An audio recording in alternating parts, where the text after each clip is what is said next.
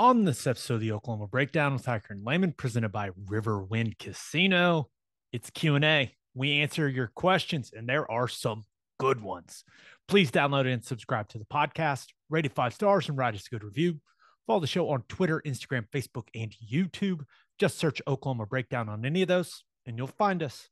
All right. Our man Michael Hosty will kick this thing off. It's time for the Oklahoma Breakdown. It's a beautiful Wednesday, July 13th, and you're listening to the Oklahoma Breakdown with Ikard and Lehman, presented by Riverwind Casino. Riverwind is Oklahoma City's premier casino experience, and there are so many reasons why Riverwind is consistently voted OKC's #1 casino, but it all starts with their amazing variety of gaming thrills and excitement. Riverwind's beautiful award-winning environment plays host to more than 2,800 of the latest electronic games with a huge selection of table games, including blackjack match roulette, and Teddy's favorite, craps. No matter what your game, Riverwind has it in spades and hearts. And the Beats and Bites Festival is rolling, people. Scotty McCreery up next on July 30th. It's a $5 general admission, and kids under 12 get in free. There will be a ton of food trucks, all kinds of things for the kiddos to do, including face painting and an inflatable obstacle course. To buy tickets, visit riverwind.com. Riverwind Casino, simply the best. Now, we are recording this in advance because I'm going to Arlington for Big 12 Media Days, and I really just don't want to have to deal with recording this and using the hotel internet. I just Plus, imagine we can't do it before like all of the stuff happens, right? Because it's going to be dropping at about the same time. So our Sunday episode, we'll do a big recap of everything we're hearing from Big 12 Media Days. But I just imagine me relying on hotel internet and then like me throwing my computer through a window. And I was like, you know what? I'm going to avoid that situation. And we're just going to do a Q&A episode. You and I, we have a ton of fun doing these Q&A episodes. So I was like, let's just do one of those. And then we'll have a big Sunday recap of everything we hear at Big 12 Media Days on Wednesday and Thursday. Perfect plan. Love it. Now, before we dive into the questions we've gotten from the listeners, and there's some good ones, man. Some ones that are going to really make us do some thinking. You made it Twitter official. OU will win a national championship under Brent Venables within 3 years. Have a nice day. That is on Twitter from one at Ted Lehman 11. Now that you've made it Twitter official, how we feeling, man? I feel great. Nothing's changed. I need to put Coach Venables and everyone up there on notice. Like I've made this claim, so okay, back me up here. No, I feel good about it, man. I love it. I think everything is, after about 2 months of Venables being on campus and hearing the plans and seeing how they were dealing with the players and how the players were responding and showing up to a couple of spring practices and seeing the tempo, I feel great about it. I do. I think we are headed in a fantastic direction. It's not going to be easy. Anytime you win a championship, there's a lot of factors that have to go your way. Unfortunately, luck is one of them. Health is something critical that you usually have to stay really, really healthy, dodge bullets in order to go win a championship. So, some of that stuff isn't necessarily under their control, but I love the direction they're heading in, man. I love that you put it out there. You are not one that is afraid of looking dumb or looking like it. You're either going to look really smart or kind of dumb. It's not that bad either way. Here's the thing. For me, it's a win-win. I could look incredibly smart. And you're right. I could look incredibly dumb. But I look dumb every day. So that's not a problem for me. I've got no problem with that. I mean, I'm sure I could ask your wife and she would confirm. Yeah, sure. Absolutely. I left the gate open in our backyard last night, which, by the way, our dogs went insane at about 10:30, 11 o'clock, their last trip outside before they go to sleep, go insane. There's a possum in my backyard. I had to go extract it. And whenever I did that, I left the gate open. So the dogs got out this morning. See, Hold I'm on. done. Hold on. Extract it. Yeah. What do you mean extract it? Get it out. Are you going to talk about your method, or did you do something illegal that we should not talk about on here? I didn't do anything illegal. Okay. I have a very hard time killing random things. Maybe it's a weakness of mine. I don't know, but I don't like killing stuff. And right now, it's really doing some serious harm because I've got armadillos in my yard. I've got possums everywhere. I may have to change that line of thinking. So we have like a black iron fence around our backyard, and it's got like, 6-inch slots in it. And then because we have dogs, which, are just great. Everyone loves dogs. Our small dog can get between those. So we had to put up like this wire mesh around the bottom of it, is black wire mesh. So the possum, in its, panic to try and get away from the dog, squeezed between those little 6-inch spaces and that mesh and was like trapped in there. So I had to go get a trash can and a stick and set up a trap, poke him with the stick from the back end, get him to run into the trash can, lift the trash can up, and then, yes, I'm a softie. I went and let him go. But I forgot to shut the gate. Where'd you let him go? I have questions, man. Now, first of all, impressive. That's good extraction technique from what I'm gathering here. But where did you just let him go in the front yard, or like where'd you let him go? I've got like at the back of my house, like the back of my property, there's like I don't know, like a wooded area that I just went and put him over there, which I'll probably have to extract him again tonight and tomorrow night.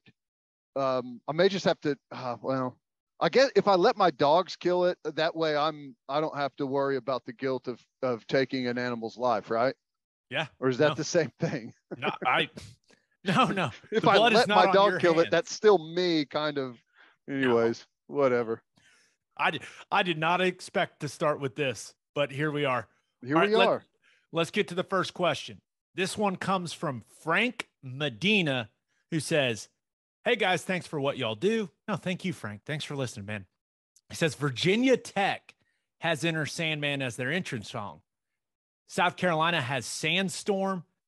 Since Oklahoma Gaylord Memorial Stadium is getting new LED lighting system, do you think we could have an entrance song? I'm thinking of Disturbed, Down with the Sickness at the 32-second mark the team runs out. The way I picture it is to have the LED lights flash around the stadium in crimson and cream. When the team runs out, the lights turn all crimson. The other option is Metallica, For Whom the Bell Tolls. When BV was introduced, they had it playing. Just a thought. Ted, I had never thought about this. I really hadn't.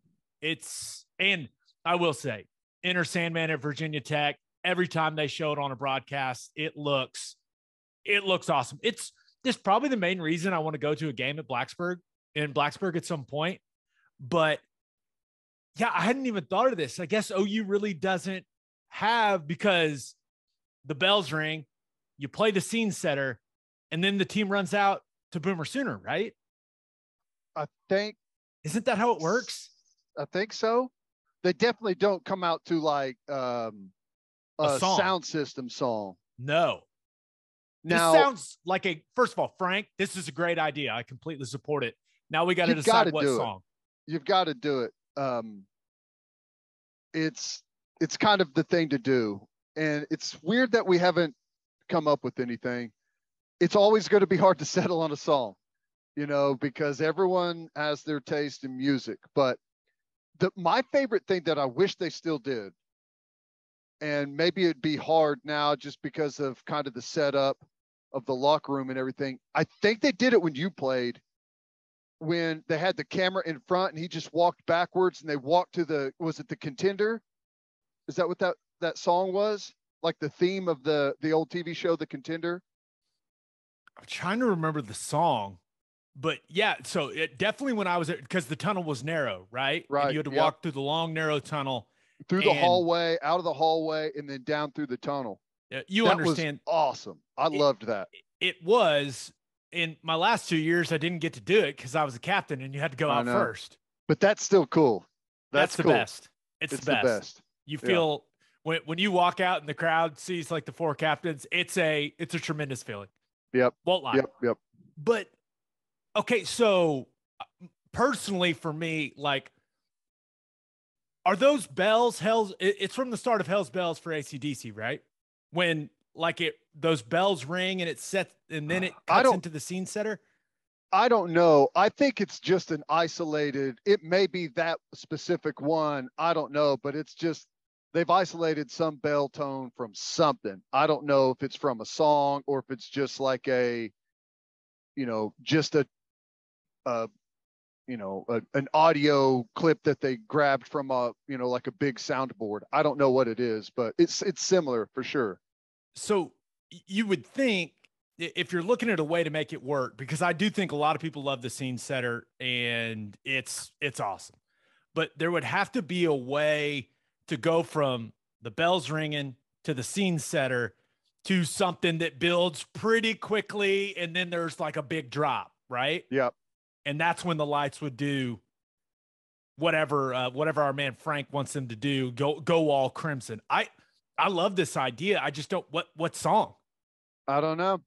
That's the hard thing. Like I said, you can't really, they just have to pick something to do it, because if you pick one song, like a group's going to love it, a group's going to hate it.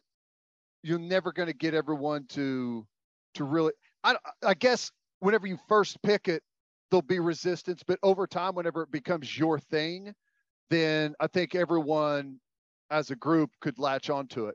Like I like that idea, but I also like, I think whenever there's like a timeout and the defense is on the field and there's like time for the defense to be on the field or the offense to be on the field, and you've got time for something to build right there. Like, I think there should always be a song, like some type of theme every time a specific unit takes the field. Like anytime the defense takes the field, they hear their song and they're out there and everyone knows what time it is. Third down, same thing. Like any of those big moments, there's got to be almost like it's like a call to action that everyone knows what's about to happen. I like that, but you're getting away from Frank's entrance song. I know. We got to pick one. We got to throw out a couple. So Hell's Bells for AC/DC, if that is the tone, like if that's the bell that they're using for just carry it right into the song. Yeah, there's that quick build up. Now it takes a while to get to the chorus, which is like which is where that song really punches, you know what I mean? So I'm sure you could do it bells into scene setter and then edit it to like a 10-second or so build up. It lets the crowd kind of get real antsy that it's about to drop, and then you drop it and they run out or something like that. I don't know. I'm not a creative director or anything like that. Do you know the song For Whom the Bell Tolls by Metallica? I do. So it kind of does that. It just has a bell at the beginning that's by itself, and then the guitars kick in pretty good, pretty quickly. And you can always edit it to where it gets to that point quicker. Like you don't have to draw out the entire entrance. You can pick up at one point before you get to like the main riff or whatever. That would be good. I think either one of those would be good just to build off of that bell theme.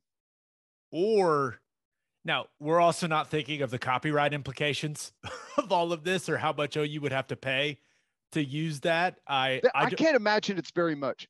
Like, for instance, Virginia Tech has the Enter Sandman deal.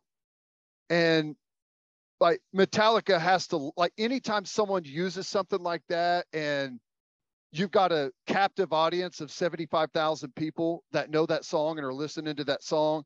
That's got to be something that I don't imagine you would force someone to pay a bunch for. But yeah, I could be wrong. It could be a lot, but hey, OU's about to have that SEC money, baby. So who cares? That's right. Know? That's right. But I also, I mean, you think of some of the great local artists from the state of Oklahoma. I don't know. Maybe someone could just write something for it. I don't know. Like, original. Huh. That's a good original, idea. like a Toby Keith original, but could you want it to be, I don't know, for some reason it feels like it has to be rock, right? Like it's country, no offense to country. Now there's some country songs that get me going, don't get me wrong now. But there's a certain mood that just, you're right. Some loud drums, a loud guitar, a thumping bass. I mean, just get you going, right? So maybe our boys from Kings of Leon could write something for it, like maybe real, like Leon, hard rock or something. There's some. Is there any rap entrances? One of my favorite rap drops is "Till I Collapse" and Eminem. Yeah, but I mean, he's from Detroit. Yeah, not much of a tie there. Not much of a tie, When I was in the NFL, I don't think they used it as their entrance, but it was part of like the build of their pregame. Was the first time the Baltimore Ravens we played. It was the first time I'd heard Phil Collins song used in that way, and that was awesome. Yeah. But you don't want to steal someone's stuff. I'm just saying that I don't know how you classify that song. There's plenty of options out there. This may be we need feedback. Yeah. Definitely send us your feedback. What entrance song? Because I will say, I love this idea. Frank, you're a genius. Oklahoma should definitely do this, right? Especially with the new lighting system. Can you imagine for a night game? I know. Hey, we got to have this in place by 2025 when we go to the SEC and we finally have night games, right? To where we can use the LED. All right. Until then, it could be a work in progress. But I'm kind of with you. Just pick a song and roll with it and edit it to where you can always tweak it a little bit and get feedback from the fans. But Dreams and Nightmares, Meek Mill is one that is, it's going to be popular. Like the drop of that song is going to be popular for forever. But I just don't know, going from the bells to the scene setter to that, I just don't know how you would piece all of that together. But well, let me ask you this. What are we like? What is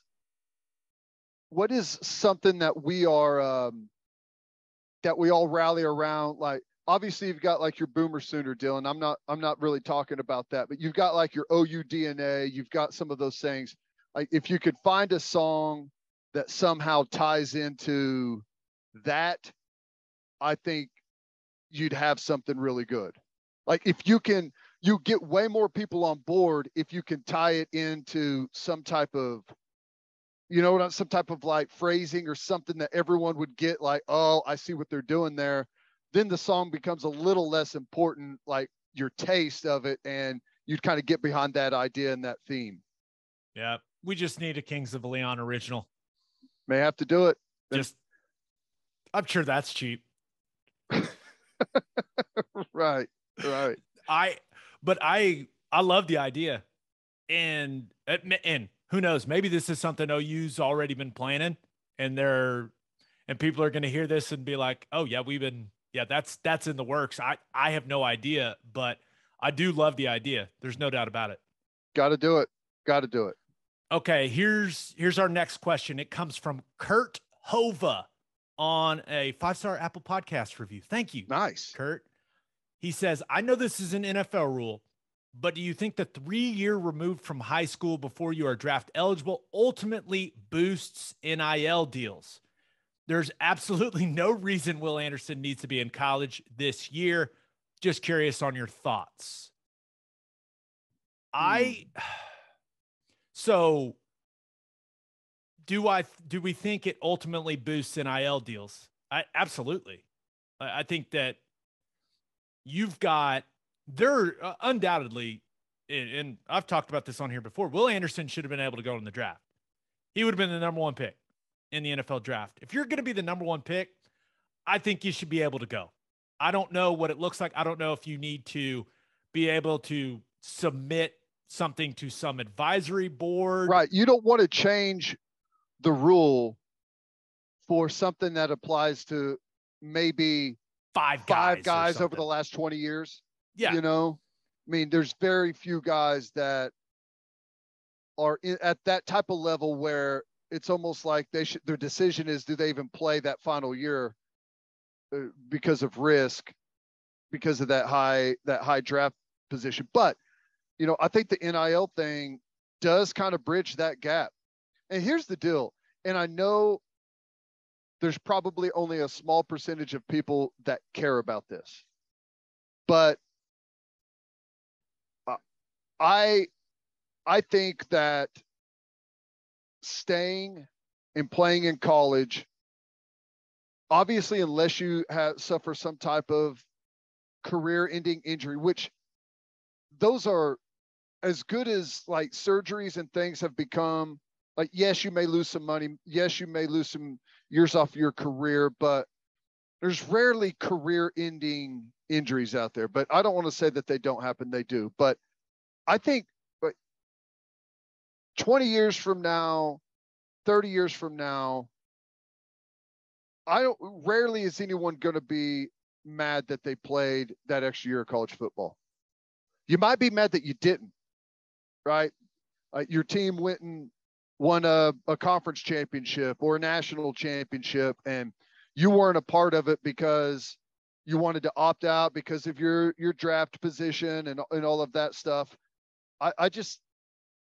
I love college football. I loved playing college football. That is the greatest experience of my life. And I don't know, it's just kind of frustrating to me that there's such a massive rush to get to the NFL. I understand it, but at least in I'm just speaking for me maybe, but I can't imagine. It's like the same thing in high school. Some guys that hold out of high school or something, or the conversation about that, it's like, those are the things that you're actually living for. Like, you're not going to take money with you.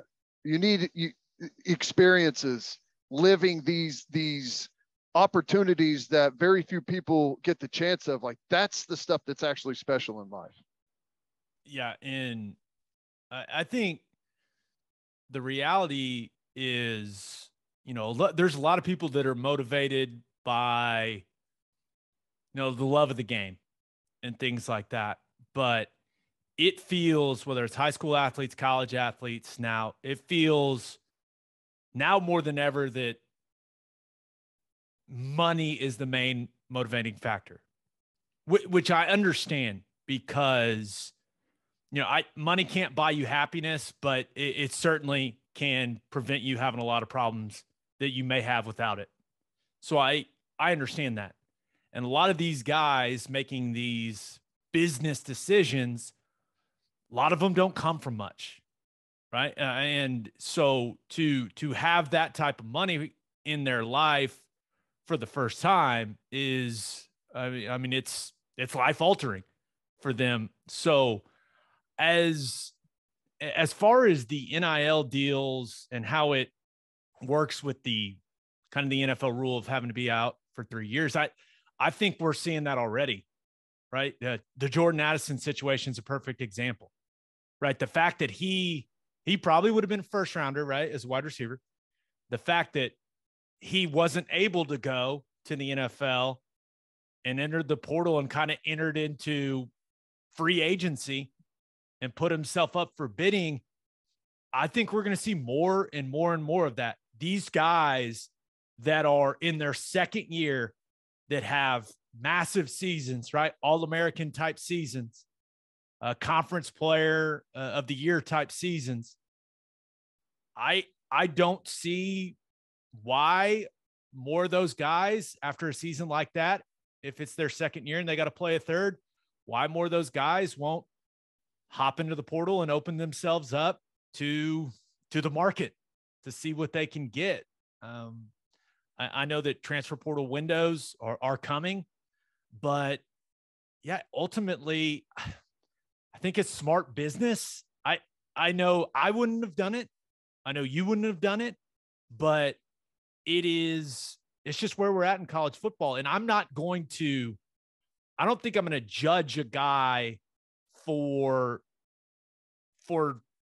getting as much money as he can while he's in college, because that is, I know for me personally, and I think the same could be said for you, Ted, like our marketability in college was the highest it ever was going to be, right? When you talk about just making money for being you, not necessarily just making money for, playing football like you do in the NFL. So I don't know. I'm kind of torn on that whole thing. Like, I don't love it, but I understand it. I'm usually pro player in most of this stuff. So it is an interesting topic. There's no doubt. I wouldn't mind, just quickly, I wouldn't mind if there was some type of committee that on special cases could override that. I think that's one option. I think another option is if you haven't played your 3 years, or if you aren't 3 years removed, then the NFL can draft you at their own risk. If it's not high enough, you can come back. Yeah. You know what I'm saying? I like that. And the other thing is one of the good things that comes from the NIL, and maybe it's the only good thing that comes from the NIL, but what I hate seeing year after year after year after year is guys that declare for the draft and don't get drafted. Right. And those are usually guys that they're probably getting some bad information. They probably have maybe a higher opinion of themselves than what's realistic. But usually there's a pressing financial reason as to why they're trying to go start making money right now. I think like a lot of these NIL deals that we've seen that are not tailored to an individual, that are tailored to an entire roster, hopefully eliminates some or a lot of those cases where guys leave early, don't graduate, don't get drafted, never make a roster, and now where are you? Yeah, there's no doubt about it. As a former undrafted guy, I don't feel bad for him, man. I just don't. Right. I know. I don't know if that makes me a bad person, but it took me a while. I was very bitter about the undrafted thing for a long time. And at one point I kind of realized, like, should have played better, man. That's it. If you would have played better, you would have gotten drafted. That's where I've landed on all that. Yeah, I don't say, oh, he got bad information from an agent. Oh, there's, bad people in his corner. Listen, if he would have played better, would have gotten drafted, just like it was for me. I've become rather cynical when it comes to that subject. I don't blame you. I don't blame you at all. All right, we got more questions. But first, the only place to stop when you're road tripping is Love's Travel Stops. Love's has over 600 locations in 41 states, offering 24-hour access to clean and safe places. Whatever your road trip needs are, Love's has it. Fuel, fresh food, all the snacks and drinks, including, yes, my favorite, Java Amore. That coffee is fantastic. Love's also has you covered if you forget your phone charger or headphones. They've expanded their mobile to-go zone so you can grab any of that stuff there. Make sure you download the Love's Connect app for exclusive offers from today's most popular brands. The Love's Connect app also includes a route planner and store locator. When you see that red neon heart on the highway, stop in and say hi at Love's Travel Stops. For a full list of what Love's has to offer, visit loves.com. Opolis Clothing is the exclusive home for all of our Oklahoma Breakdown merchandise. If you want to live your life in buttery soft comfort, go to opolisclothing.com. That's OPOLIS clothing.com. Use promo code TED, TED, for 10% off your entire order. You still get a discount on all the OU and OKC Thunder gear as well. That's opolisclothing.com. Use promo code TED for 10% off. Buttery soft and 10% off. And make sure you send your kids to Bishop McGinnis Catholic High School. Bishop McGinnis Catholic High School has a long tradition of educational excellence. With a 12-to-1 student-to-teacher ratio, no student is overlooked.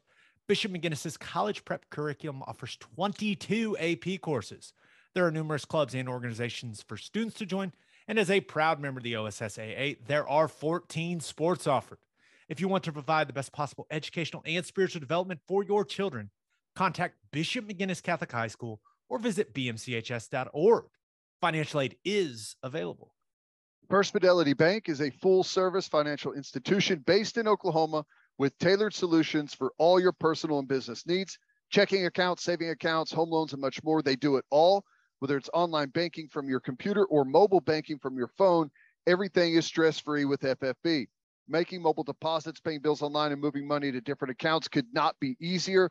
First Fidelity Bank provides free ATMs worldwide, making banking convenient wherever you are. They also give back to the community. FFB donates a total of more than $500,000 to local charities and educational foundations. Make your life easier and go bank with First Fidelity Bank. Visit ffb.com for more information. Okay, I love this next question. It comes from John White. He says, Texas Tech announced a $200 million plan to upgrade facilities, which has me wondering what will be the best strategy moving forward for any football program? Great facilities and average NIL, or average facilities and great NIL? From a coaching perspective, would it make more sense to hire a Lance Leipold type of coach at $2.7 million a year versus a BV type of coach at $7 million per year and use the extra $4.25 million on NIL? He adds, for the record, I love me some BV, so only a hypothetical. This is interesting. Now, I do think it's important to acknowledge that as of right now, and things may change in the relatively near future, the universities, or at least OU, can't directly be involved in NIL. Now, I think Oklahoma State law needs to change as soon as possible. I think the university should be able to help facilitate NIL deals for players. That is happening in other states. That is happening in especially states in the SEC.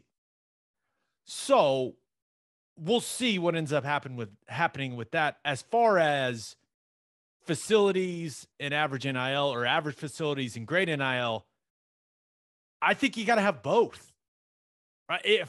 If you want to compete at the top of college football, you got to have great facilities.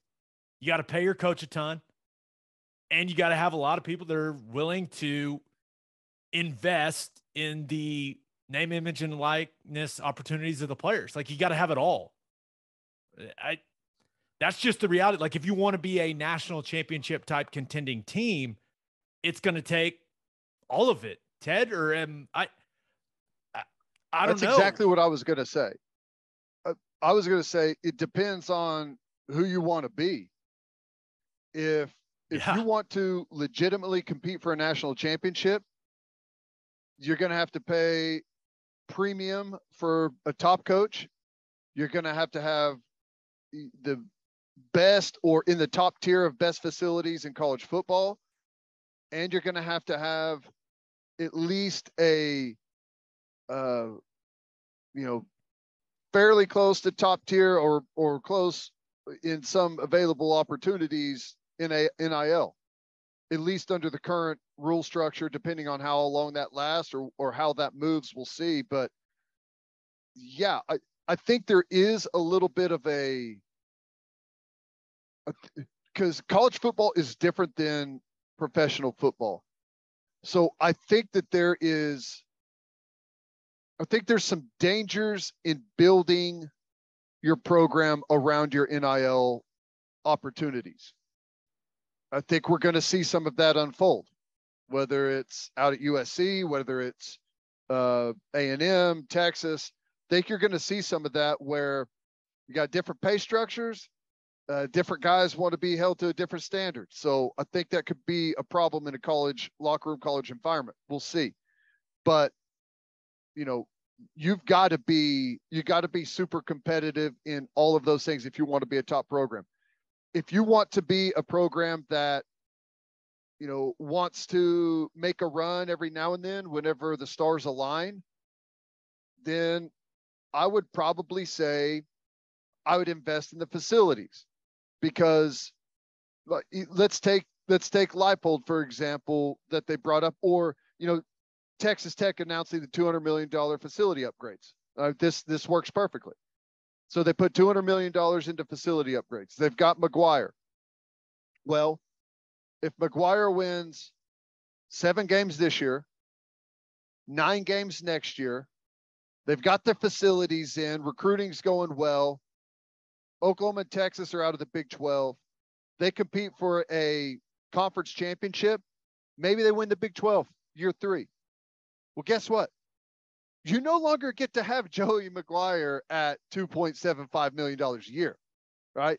He's now a hot commodity in college football. And if you want to keep him, you're either going to have to hit the reset button with someone else, or you're going to have to stroke that check. So that structure only works until the coach is successful, and you either have to pay or go a different route. When you pay the coach a ton versus pay him a little bit and try to, for however you want to do it, get the players more money. That is an interesting,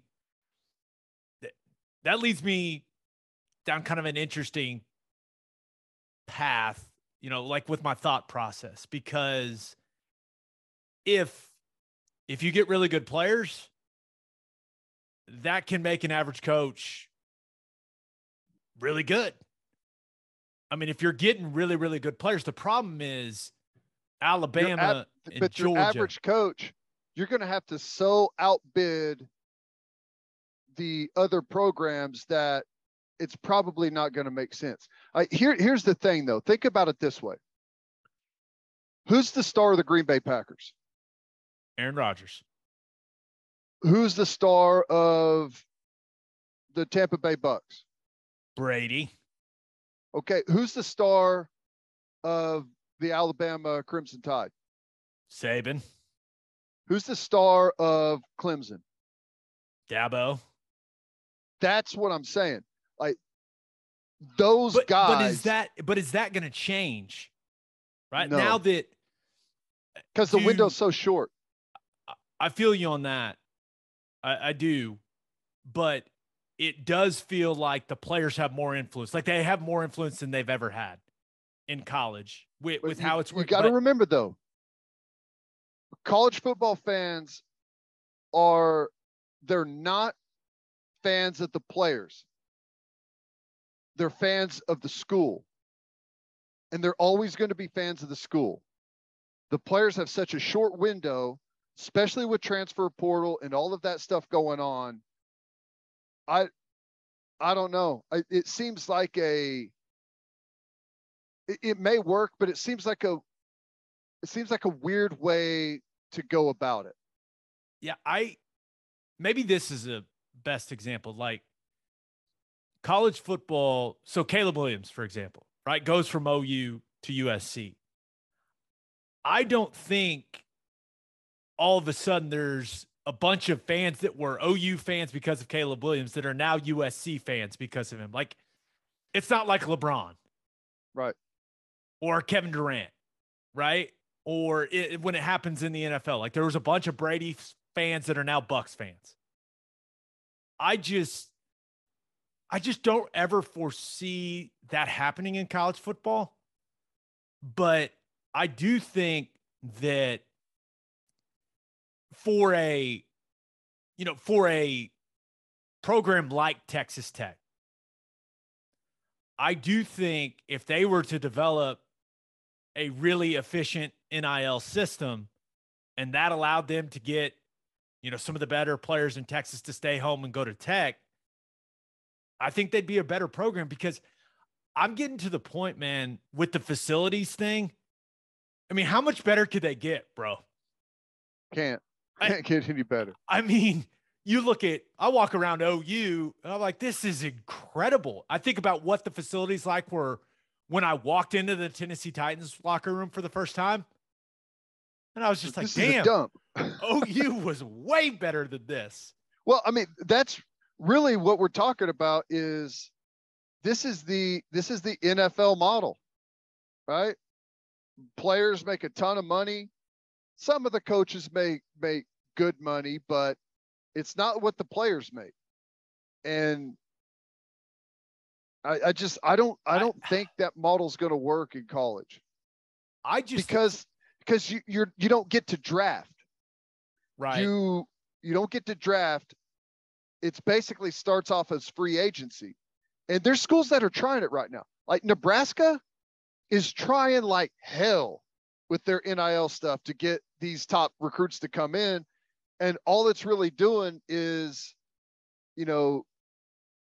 getting everyone else to at least get close to it or get in the neighborhood. So I don't know. I think, maybe the formula moving forward, the best formula is a dynamic, very personable coach, right? Because ultimately this is still a relationships business. Mm-hmm. As transactional as it's starting to feel with all the NIL stuff, kids want to go play for someone they feel comfortable with, right? Someone they've had really positive experiences with, talking on the phone, their visits in person. Like, there's still the human element to this entire thing, to this entire process. I don't think that's ever going to go away, but I do think there's a point where you can have facilities that are good enough. They may not be the best in the country, but they're good enough. And you can almost spin it. And this is what I would say if I was one of the schools. I'd say, hey, we have the exact same amenities as the Dallas Cowboys. Our dumbbells weigh the exact same as Alabama's. Exactly. We've got the same hot tub and cold tub as the Green Bay Packers. Like, how many guys do you really want to be in the hot tub with at the same time? How big does the hot tub really need to be? Does the hot tub really need the 12-foot waterfall? Like that's where I've reached this point for the facilities. Like, dude, how much shit do these kids need? Right. Like, and that is where, and it's really that's how I would frame it. No, you're right. You're right. And the interesting thing is, like, in the NFL, you're willing to pay a ton of money for players to win games. Why? To make money, right? To put butts in the seats, like to make money. The current structure of college football, if you're paying a kid a ton of money in NIL, there's zero return on investment. You're asking people to, is monetarily now, this is people's pastime. It's their passion. They love college football. I was about to say a lot of my emotional well-being is tied to whether or not OU wins football games. Right.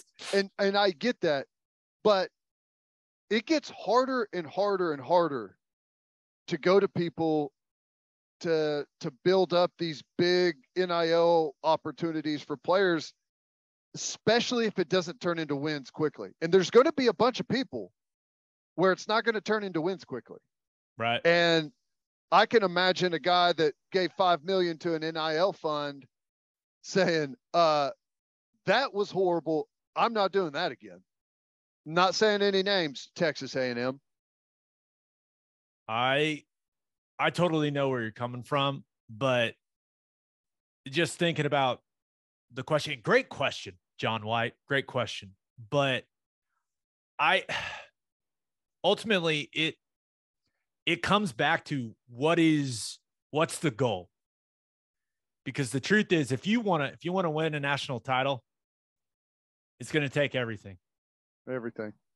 It's going to go to Georgia and look at the facilities. Go to Georgia and look at Kirby Smart's paycheck. And then look at what they've got going NIL-wise. Same thing at Bama. And those are those are what you are competing against if you're the rest of the teams in the country. So, I understand that not every school has the same resources as those schools, right? And especially that's why when we talk about, the revenue distribution every year from the conference, from the TV deals, that's why it is such an important talking point. That's why it matters, because everything matters that's getting poured back into the program. But if I was a school and I knew that maybe I couldn't compete getting the top coach, I'd find a young dynamic guy that can really recruit. Now, he may not be there for that long if he's that good at recruiting, right? But then I'd make sure my facilities were good enough, and I'd try to find a way to entice these kids with money, because if there's anything I've learned in life, money talks, man. It does. So I don't know exactly what programs that would apply to, because these big time programs, they're going to do all of this, right? They're going to do everything. That applies to like Duke. Yeah. You need somewhere that's got a very, very wealthy alumni base, because all of the other big schools, Baylor, yeah, all of the other big schools, they're going to be doing all of it. And hey, it's like Formula One, right? You got to have, would you rather have a great driver in a crappy car, or a crappy car, or a great car and a crappy driver? You got to have both to win. I mean, that's just how it's going to come down to it.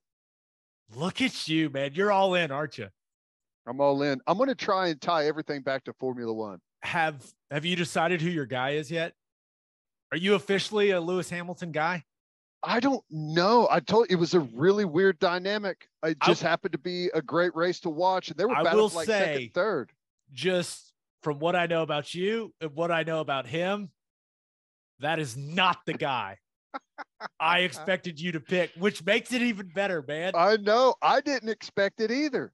I don't know. You never know. You go where you follow your heart. I love it, dude. Sports. That's what makes sports great. Great question, John White. All right, we got more questions. But first, it's time to get back out on the golf course, people. And there's nothing better to drink on the course than the #1 seltzer in golf, Clubby Seltzers. Clubby Seltzers is an Oklahoma company that is already winning national awards because their product is delicious. Tastes exactly like a club special, but it's a seltzer. They're not just for the golf course either. They're perfect to drink by the pool, after mowing the lawn, whatever. If you haven't tried Clubby Seltzers yet, go grab some. You won't regret it. Clubby's first variety pack is out. To find a place near you that has Clubby's, visit clubbyseltzers.com. And attention, business owners. You need Insurica in your life. Insurica is one of the country's largest insurance brokers with 30 offices throughout Oklahoma, Texas, and the Southwest. Insurica is able to customize programs by accessing the latest information from many insurance carriers.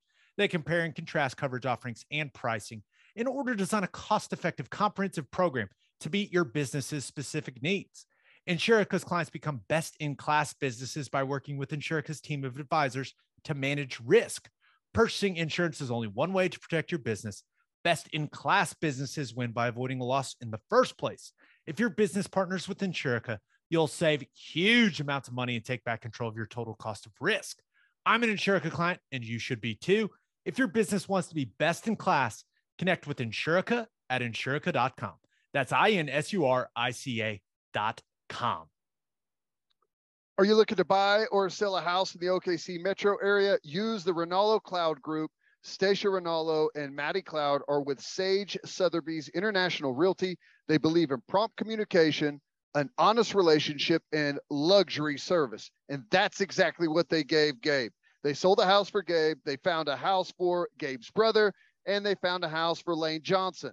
I can't recommend them enough. You can reach them by calling or texting Stacia at 918-671-6450, or you can contact them on Instagram at Sold by Stacia and at Sold by Maddie _.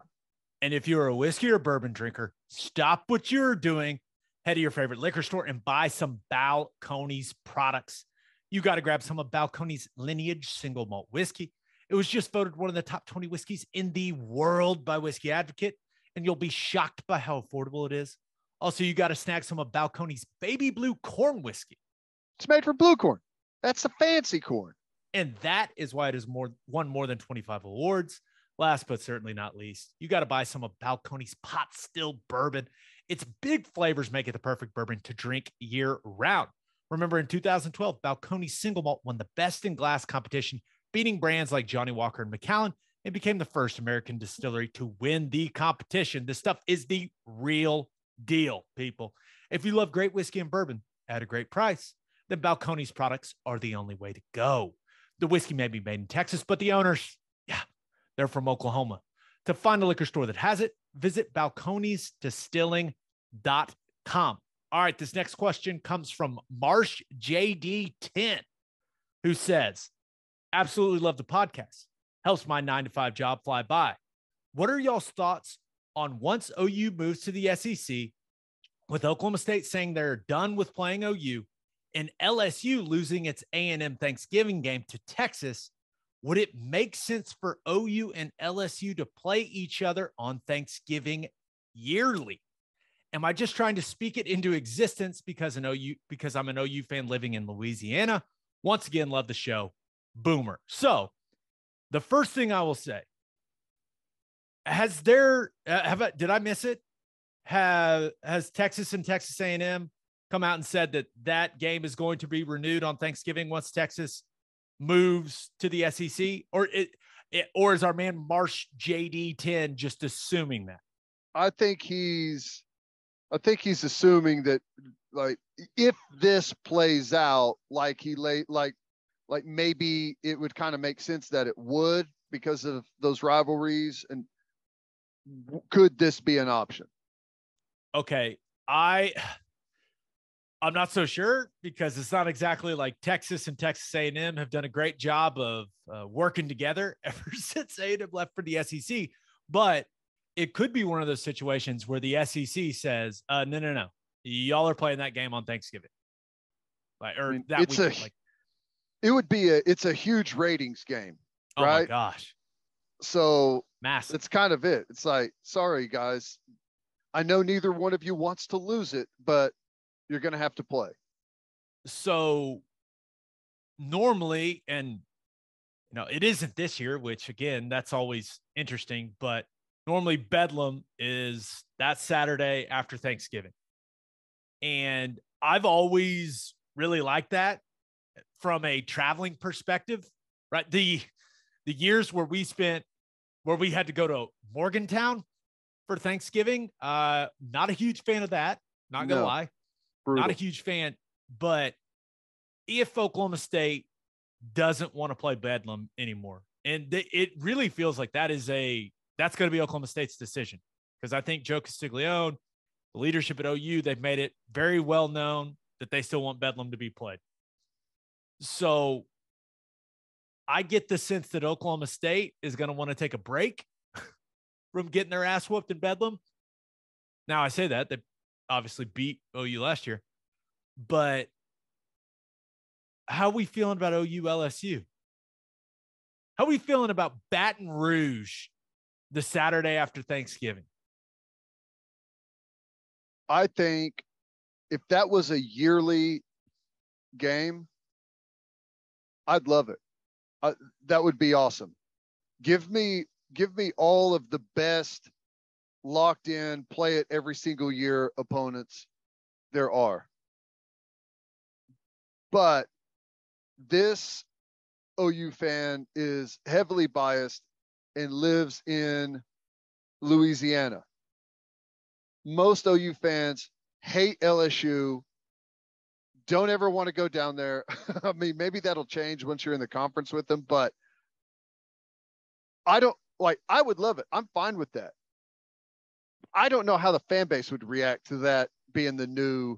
Arkansas kind of makes a little bit more sense. Now, we're getting a view of Arkansas here over the last year or two that really hasn't been the case for a long time. They've been pretty non-competitive. and now all of a sudden they've got something going. Are they going to be able to keep that up? You don't want to develop that game if it's not going to be a good year in, year out rivalry, a good year in, year out football game. LSU would historically be a much better matchup than Arkansas. Yeah. Didn't Arkansas and LSU do the Thanksgiving thing for a little bit? Yeah, maybe that's right. Am I making that up? I think maybe that's right. I'm not sure. I'll just say when the game was, if there was an OU LSU Thanksgiving week game, when it was in Norman, it would be awesome. I mean, but I just looked it up. Norman is like 9 hours from Baton Rouge. Is it that far? Man. Yeah. How many OU fans are making that trip Thanksgiving week? I don't know. I mean, you and I would be making the trip, but probably I think there'd be a good amount, depending on like if OU, like if you've got two top 10 teams about to play each other on Thanksgiving Day rivalry, you'll have a bunch of OU fans making that trip. I don't want to crush our man Marsh JD 10's dreams, but the Arkansas thing makes way more sense. What is it? 3 hours and some change to Fayetteville? Yeah, probably. That's probably about right. That would be significantly more manageable for OU fans and for the other side, right? You know, we're clearly thinking about this from the OU perspective, but I don't know. It'd be a lot more fun having more fans be able to make the road trip when the years it was in Fayetteville. And then it'd be more fun for the Arkansas fans as well, because that's not a long trip. It would make a lot more sense. I don't know how big of a rivalry it would turn into. I'll say this: Pittman's got things rolling pretty good there in Fayetteville. So I think OU fans would be excited about that being the Thanksgiving tradition, or at least I would be. I'd be more excited about that than LSU. Here's the reality of it. OU and OSU are going to continue to play. Okay, good, because it's very convenient for everyone involved. That's going to – I know OSU was posturing pretty heavily, but that game is going to continue to happen. It's a great game for Oklahoma. It's like everyone else in the Big 12 is saying, yeah, you're going to play that game. We need ratings. Right? And not this only conference that, needs ratings. Not only that, remember the Big 12. I mean, the reason Oklahoma is leaving because that media rights deal is ending. And if you're ESPN or Fox and you're negotiating with the Big 12, remember as a big group, you're going to want to know that you're getting Oklahoma and Oklahoma State. Now, maybe I'm thinking of that, just because. I don't know how because it won't be a conference game. Right. So yeah, I don't know exactly how that goes, but that they're going to continue to play that game. I mean, there's no sense in both schools taking one of the biggest games of the year. And I know OU fans hate saying that, but if you look at the last decade, it has been. That's just where Oklahoma State has been. So there's no reason to eliminate that game. And then every other year, have your two in-state schools playing that big game out of state and sending money to somebody else's economy. It's stupid. To not play that game, I get it that you're mad OU's going to the SEC. I understand that. But don't shoot yourself in the foot and shoot your vendors in the foot and shoot your season ticket sales and stuff like that in the foot because you're upset OU's going to the SEC. You better still hang on to that game and generate as much revenue off of it as you can. That those are all great points, but also, like you said, the other Big 12 teams, and who knows what happens with everything that's going on with realignment. But when I don't know exactly how it works from a network perspective with OU being in the SEC and Oklahoma State being in the Big 12 and how those dollars are divided from the different media rights deals. I'm not going to pretend I know how that all works. I know this. Oklahoma State playing Oklahoma every year is good for the Big 12's value. Yep. It's definitely. Good. I don't think, and maybe I'm not thinking of, and someone let me know if there are some negatives of it, especially once the college football playoff expands, which I think we all agree it's still going to. It is, and then there's this, man. I mean, realignment, there's been a lot of realignment over the last 20 years. I understand that. There's been a lot of things that change, but it would just be dumb as hell if OU and OSU don't play. Agree. I mean, it would just be it. Can we just use some common sense? And I know there's OU fans out there. Oh, they're not even our rival. They never beat us. Well, beat us last year, man. Well, here's the thing. So, if that's your view of it, look at it this way. You could say they're not our rival, but what they are is like in like the top 6 or what are they ranked over the last decade as far as winning as pro? They're in a very small group of teams. Gundy has won a lot of games, man.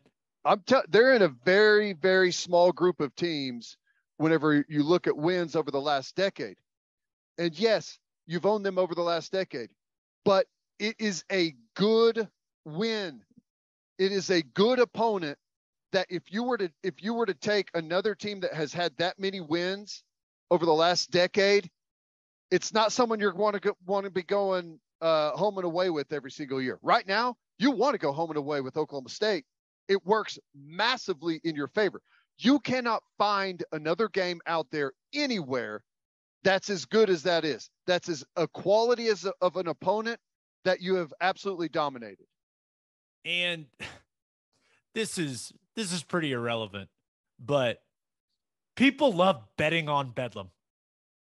Every year, my timeline before that game, people are hammering the over. It's Bedlam. I mean, I heard the pardon my take guys put it on their Mount Rushmore of favorite things about college football. Betting the over in Bedlam. Yep. It's a game people love because there's been some crazy ones, man. I mean, there's been pretty much all of them have been crazy for like the last 8 years. And you and I were part of some very memorable, unfortunate memories. Easy, but yes. But I do think that, and I'm not going to be one of those guys that are over here saying, hey, college football as we know it is dying. Like, I don't think that. I think college football is going to be just fine. But with how, with USC and UCLA going to the Big Ten and OU and Texas going to the SEC and how the map of college football seems to be getting reshaped. Please just play Bedlam. I mean, it would make no sense for that game not to be played. Like one of my favorite parts of college football is that, especially one of my favorite parts about Bedlam is that I know I'm going to get a lot of shit from a lot of people around here if OU loses because we live together, right? Now there's more OU fans in the state than Oklahoma State fans, but I know that if OU beats the hell out of Oklahoma State, I've got an entire year to tell every Oklahoma State fan how bad they suck. That's the beauty of college football. That's the beauty of sports fandom. That's it. And if that goes away, I'm going to be pissed. Like, it makes me sad that OU went to Stillwater last year, and then the coach left and all this stuff. Like, but for Oklahoma State fans, can you imagine how satisfying that sequence of events was if you're an Oklahoma State fan? Yeah. I mean, hey, that's what it's all about, man. That's right. what this sport is all about. There's a great chance that Oklahoma going to the SEC ends up being the greatest thing that's ever happened to the Oklahoma State football program. I hope it is. And I know that may sound weird. With OU and Texas gone, I know Baylor's on a run right now. Who knows how long they'll be able to hold on to Aranda, maybe forever. I don't know, but there's going to be a power vacuum that Oklahoma State, they've been the most consistent team that's left, and they should be able to step in and compete. And maybe they start hoisting the Big 12 trophy every couple years or every year. Who knows? Make some playoffs. Like, this could be a great opportunity. And why were they mad that OU went to the SEC? They're mad because they feel like it's an opportunity for them to lose money, right? Their big payout that they've been getting in the Big 12. Don't make it worse. Don't cost yourself more money by not playing the game. Here's the one thing I'll say, though. It could be a factor in the SEC if there's 8 conference games or 9 conference games. If OU's playing 9 conference games in the SEC, that Oklahoma State non-con is going to look a little different. I still hope they keep it, but that will at least throw another, if there's any reason to hesitate, that could be it. I will be pissed either way. I agree. Because I've been making fun of ACC teams for that. I've been making fun of Pac-12 teams for that. I cannot get on board. Like, if you're playing non-conference games, so be it. Don't be scared to play another good team. Like West Virginia. That's right. They're playing 11. They've done it for the last couple of years. You think Neil Brown loves it? No. But it is what it is. And they're playing the backyard brawl again this year, right? Yeah. Against Pitt. They're playing 11 Power 5 teams. So I don't want to hear it, man. Just play the damn game. There's plenty of teams out there that play really, really tough non-conference games every single year. South Carolina has to play Clemson every year, right? You've got, there's plenty of them out there. I don't think that my hope is that we play 9 SEC conference games plus the Bedlam game. And you also would love to throw Tulsa in there every once in a while. Every year. Keep it in the state, baby. Every year. But that's my thing is, yeah, even if there's 9 SEC conference games, play Bedlam. It's one of, don't take away something that makes, with all the change in college football, don't take away something that makes the sport special.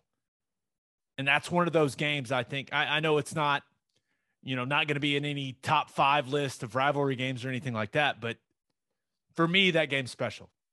And I think a lot of people, if they're being honest, if they kind of, take their, stop trolling Oklahoma State fans, like, that game means a lot to a lot of people, especially OU fans. So I don't know, man. But if it wasn't Oklahoma State Thanksgiving weekend, did we settle on Arkansas?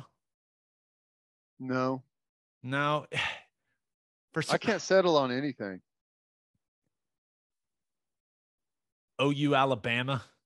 Yeah, Thanksgiving I'll settle weekend. On that. I think we could all settle on that. Heck yeah. Because they don't have now. They play the Iron Bowl the last week of the year, right? Yes. So yeah, I'm sure they would love to play OU and Auburn back to back every year. Yeah, I got a feeling that's not going to fly. Yeah, Alabama will be playing Citadel on Thanksgiving. LSU, It'd be fine. It would take some adjusting. Whatever ends up happening, I will say this.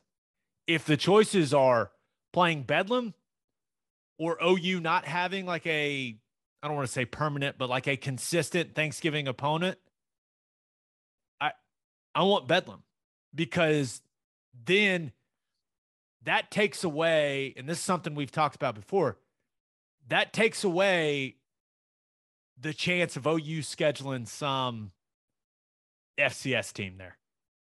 Yep. Totally agree. Nobody wants. Nobody wants that. So if you're one of these OU fans like, no, we don't need Bedlam, just think, hey, it could be James Madison. And no one wants that. It could be South Dakota. Again, no one wants that. That game sucked. So that's where I'm at with it. Just play Bedlam. Makes everyone's life easy. It's very convenient. Totally agree. All right, this is the part where we are going to mark for those ads to be inserted. Just a reminder, helps us out if you listen to those, and here those are. And on that note, Ted, episode 231 in the books. That was one of my favorite Q&As we've done. It's fun, man. They're great. It's great to go through all these different questions, these different scenarios, see what people want to hear about, what they want to talk about. I love it. Yeah. All right. We will have a new podcast that'll drop Monday morning. Should be a big recap of everything from Big 12 Media Days. Just a reminder, you can hear Teddy from 3 to 6 on 94.7 The Ref. You can hear me on Sirius XM Big 12 Radio, channel 375. Hope you all have a great rest of your week. Have an awesome weekend. And until next time, we appreciate y'all for listening. Do what you always do, Oklahoma. Take care of each other.